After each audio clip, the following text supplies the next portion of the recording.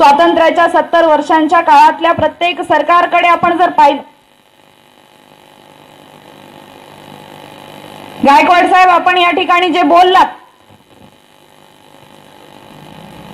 आमच्या देशामध्ये स्वातंत्र्यानंतरच्या काळात ज्या ठिकाणी सामान्य माणसाचा विकास अपेक्षित होता, प्रत्येक सरकारने भ्रष्टाचाराचा विकास मात्र केला आणि आमच्या सामान्य जनतेला वाऱ्यावर सोडण्याचं काम केलं।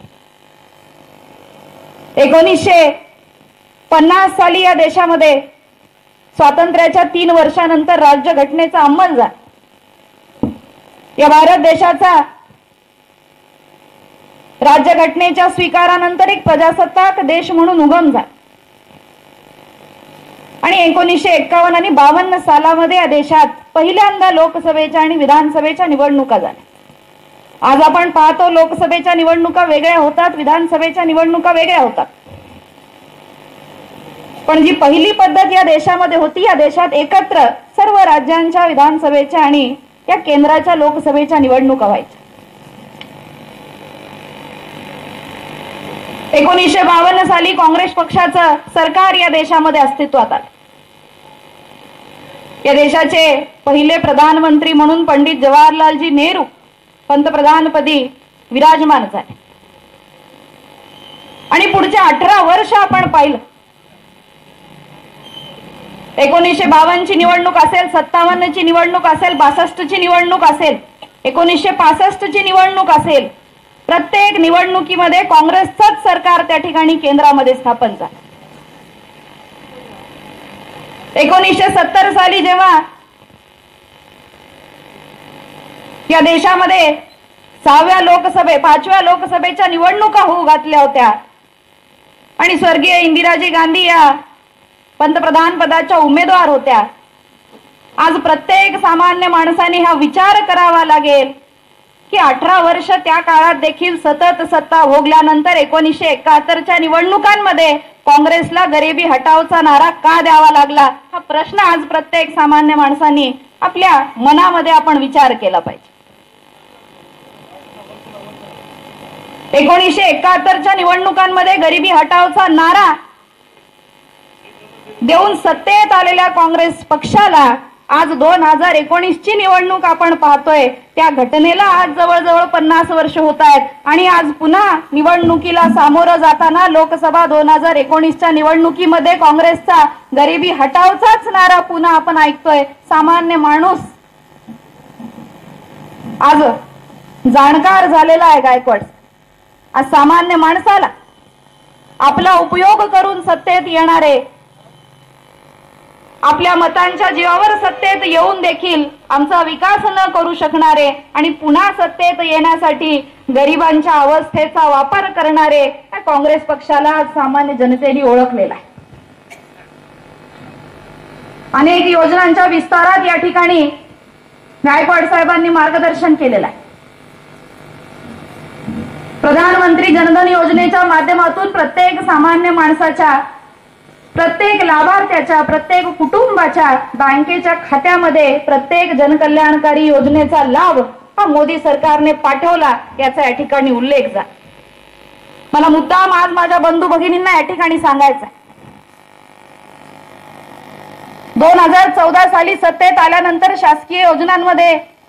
शासकीय योजनांचा लाभ आमच्या शेवटच्या लाभार्थ्यापर्यंत पोहोचण्यामध्ये भ्रष्टाचार होतो आणि शासकीय योजनांचा पैसा हा शेवटच्या माणसापर्यंत पूर्ण स्वरूपात पोहोचला पाहिजे, या प्रामाणिक उद्दिष्टातून प्रधानमंत्री जनधन योजना राबविण्यात आली। मला मुद्दाम आज या ठिकाणी तुम्हा सगळ्यांना आठवण करून द्यायची, जास्त मागच्या इतिहासात देखील आपल्याला जाण्याची गरज नाही। 2004 ते 2014चा जर आपण इतिहास पाहिला, या देशामध्ये काँग्रेस प्रणित यूपीए आघाडीचं शासन होत। 2004 ते 2014 मध्ये या देशाचे पंतप्रधान जागतिक ख्यातीचे, जागतिक पातळीचे अर्थतज्ञ मनमोहन सिंगजी या देशाचे पंतप्रधान होते। आपण जर त्यांच्या शैक्षणिक इतिहासात गेलो तर लंडनच्या, इंग्लंडच्या ऑक्सफर्ड विद्यापीठात त्यांनी अर्थशास्त्राची पदवी घेतली होती। एवढ्या मोठ्या अर्थतज्ञाला आमच्या देशातल्या गोरगरीब माणसांना आम्ही बँकेशी जोडलं पाहिजे हा विचार कधी आला नाही, पण सामान्य माणसातून पंतप्रधान झालेले नरेंद्रजी मोदी यांनी सामान्य माणसाला मी बँकेशी जोडलंच पाहिजे हा निर्णय या ठिकाणी घेतला. 1970 साली या देशामध्ये पहिल्यांदा बँकांचं राष्ट्रीयकरण झालं. बँकांचं राष्ट्रीयकरण करण्याच्या मागे गरिबांचा विकास हे धोरण ठेवून राष्ट्रीयकरण केलं गेलेलं आहे असा उल्लेख या देशात केला गेला. पण बँकापर्यंत गरीब माणसाला पोहोचवण्याचं खरं काम हे भारतीय जनता पक्षाच्या सरकारने केलेलं आहे हे आपण मागच्या 5 वर्षांमध्ये पाहिलं. आज या 5 वर्षांमध्ये या देशामध्ये झालेली जी विविध विकास काम आहे, आज प्रत्येक सामान्य नागरिकाने अत्यंत विचारपूर्वक या 5 वर्षांच्या कामांकडे पाहिलं पाहिजे. आणि या 2019च्या लोकसभा निवडणुकीमध्ये आपल्यावर जी अत्यंत महत्त्वाची जबाबदारी आहे, या देशाचं नेतृत्व करण्याची संधी आपण कोणाला देणार, या देशाच्या पंतप्रधानपदी आपण कोणाला पोहोचवणार हा निर्णय तुम्हा आम्हाला घ्यायचा. या भारताच्या लोकशाही व्यवस्थेत राहत असताना आपण प्रत्येक 5 वर्षाला अनेक निवडणुकांना सामोरं जातो.